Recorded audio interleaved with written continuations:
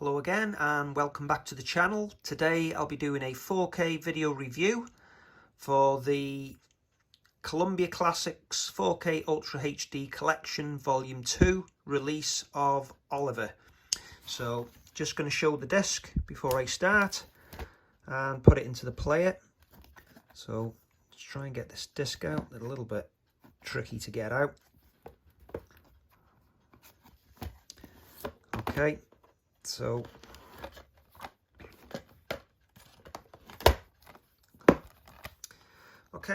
this is the disc. If you want to see the unboxing video of this set, you can find it in the playlist, and in there also is the 4K video review of Taxi Driver, which I saw first, and also The Social Network. So we'll start with Oliver tonight, but start first with a view of the discs. So this disc is a triple layer, so it's a 100 gig disc, which is perfect because it's a 35mm film movie, and it's 2 hours 33 minutes long, so absolutely perfect that it's a 100 gig disc. So just going to put this in the player. Okay, so I've just put the disc into the Pioneer LX800 4K Ultra HD Blu-ray player. Just waiting for the disc to load from Sony. Again, this part is not white balanced, but the screenshots at the end will be, and they are captured in 4K HDR, so you can get a good idea what you'll be getting at home.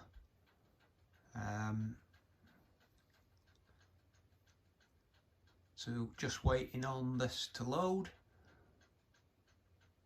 So we'll have a look at the menus first, see what we've got. Okay, luckily that bit's skippable. Okay, so it's a static menu. No features whatsoever on this disc. So we have play and we have setup and scenes. So let's have a quick look at the scenes first. I think on the last two there's been 16 scenes, so let's see if Sony continue with 16. Yes, they do. Okay, so 16 scenes we've got. Let's have a look at setup. So we have a English Dolby Atmos mix for this one. We also have a 5.1 DTS HD master audio track, and we also have the stereo, which I imagine is the original theatrical stereo track. For the Czech track, which is in mono, that's likely to be Dolby Digital because it doesn't say DTS HD master audio. The French and German are. So we go through. So the Spanish track is Castilian, and we also get a Latin American. I'll just go back up, see if it says about French. It doesn't say if it's Canadian French or Parisian French. Subtitles. That's the list of the subs that we get.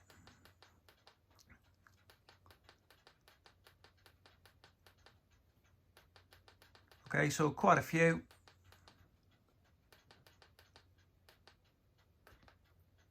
Okay, so we'll now go into the movie and we'll have a look at the bit rates, see what the audio track's like, then we'll have a look at the HDR metadata.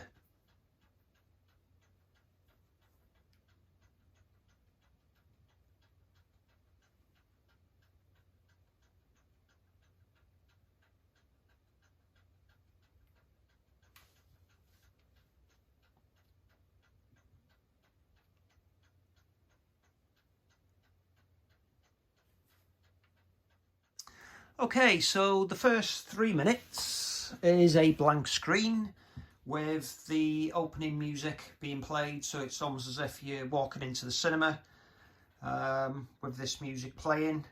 I will say there was quite a good bit of bass actually for the track that you go in with.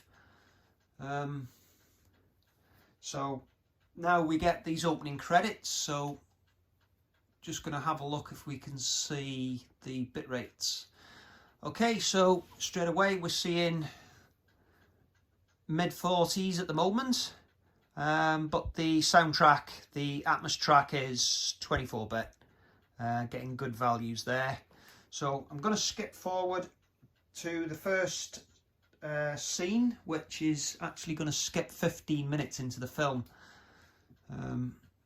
So by doing that, we can see the picture video bitrate is gone up to mid-50s. Atmos track bouncing along nicely. Okay, so we're keeping mid-50s. We have got a 61 spike.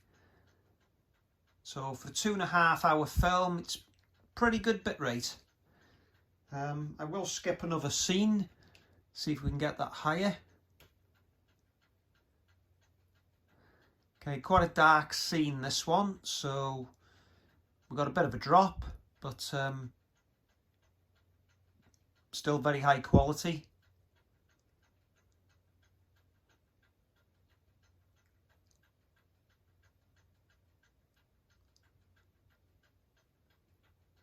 Okay, gonna go another scene. Okay, now we've got quite a lot of light and colour on the screen. We had a good 97 spike then, averaging high 60s then. Yeah, so it's a pretty good transfer with good bit rates given to it. Yeah, that's pretty good. I do see a very fine layer of grain in the background. So yeah, with a good 60 megabytes a second transfer, we should have good resolution of grain. Yeah, it's resolving pretty nicely. We'll take the screenshots after.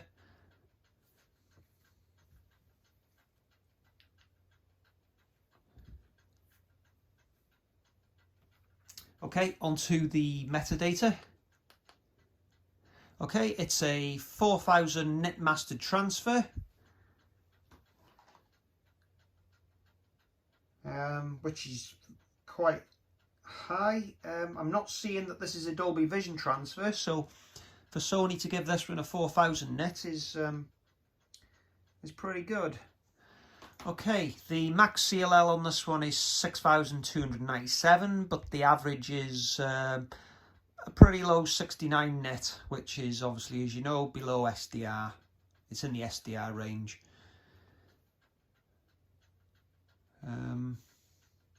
Let's have a quick look at subtitle placement. Okay, so let's select the English track.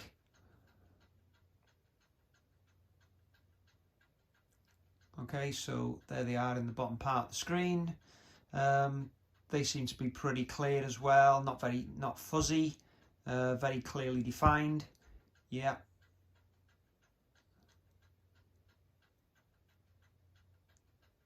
Yeah, it's looking pretty good. Just going to have a quick shoot on the DTS 5.1 track. Let's go back on the HDR data. Okay, the DTS track is 16-bit.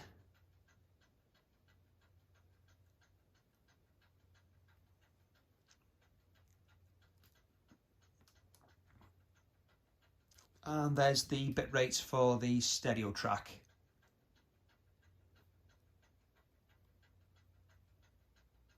I'm shooting now to check Dolby Digital. It's a 192 kilobytes a second, which is very high. The French track, the German 5.1 is 16-bit. The Italian 5.1 is 16-bit. Spanish, same again. So the main soundtrack here on the disc is given a full-blown 24-bit. encode, which is shooting up quite nicely. So going to sit back now and take some screenshots, which will be HDR shot and white balanced, and give an opinion on how it looks. But so far it looks to be resolving the grain very nicely with good bit rates, 62 megabytes a second at the moment. So yeah, it looks like Sony have given this one a good transfer. Okay, the opening shot really doesn't give much away of the picture quality, but I included it so it would remind me to mention the opening scene where the boys are on the wheel turning the water. So much bass from the Atmos track. I had to do a comparison to the 5.1 and the stereo track. I found with the 5.1 and the stereo track, the sound was coming from the centre channel, but for the Atmos, it was moved to front stage left. It was quite different, and I did quite a lot of comparisons between the Atmos 5.1 and the stereo throughout the movie. To be honest, I found the 5.1 track quite flat. The Atmos track was quite lively. It did try to play music up top, with a bit of the singing up there, and then the back surrounds was more of the musical track without the singing on a few of the numbers. So the Atmos track I thought was pretty good. The bass just took me by surprise. Flicking between the 5.1, there was hardly no bass, and the stereo had a bit more bass than the 5.1. So it was quite interesting. Picture quality wise, the pictures tell the story really. I thought the image quality was pretty spot on. Good high bit rate, helped with the grain. Grain looked really well, resolved it pretty well. It did stay quite high bit rates, 60, mid 60s. We had a few spikes into 70s. Overall, I think this is a pretty strong effort from Sony. It's a well-received film over the years, and I think they've treated it and respected it pretty well. It does look quite good. The Atmos track will take a little bit of getting used to with this bass, but so it's not throughout, just a few of the numbers. The wheel at the front really caught my attention. But overall, I think this is a very good effort from Sony, and I enjoyed it.